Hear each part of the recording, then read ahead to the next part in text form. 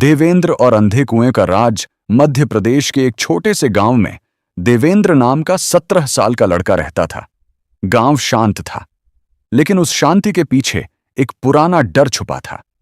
गांव के बाहर एक पुराना सूखा कुआं था, जिसे सब अंधा कुआं कहते थे। लोग कहते थे, जो भी उस कुएं के पास रात में जाता है, वो कभी पहले जैसा नहीं लौटता। लेकिन देवेंद्र इन बातों पर विश्वास नहीं करता था। जिज्ञासा की गलती एक रात अपने दोस्तों को चुनौती देने के लिए देवेंद्र अकेला ही उस कुएं के पास चला गया। हवा बिल्कुल शांत थी, पेड़ भी जैसे सांस रोककर खड़े थे। जैसे ही वह कुएं के पास पहुंचा, उसे अंदर से हल्की फुसफुसाहट सुनाई दी। देवेंद्र, नीचे आओ। देवेंद्र चौंक गया। कौन है? उसने जोर से पूछा, लेकिन जवाब नहीं आया। सिर्फ वही आवाज फिर से, मैं यहां हूं, तुम्हारा इंतजार कर रही हूं। अंधेरे का सामना डर और जिज्ञासा के बीच फंसा देवेंद्र कुएं के अंदर झांकने लगा।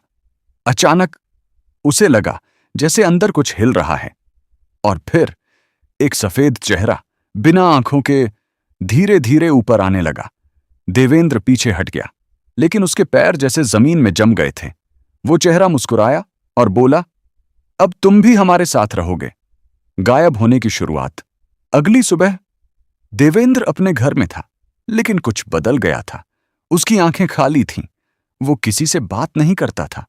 रात होते ही वो अपने आप उठता और धीरे धीरे कुएं की तरफ चल पड़ता। उसकी मां ने एक रात उसका पीछा किया, और जो उसने देखा वो डरावना था। देवेंद्र कुएं के किनारे खड़ा था, और उसके पीछे कई परछाइयां खड़ी थीं। सब एक साथ बोले, एक और आ गया।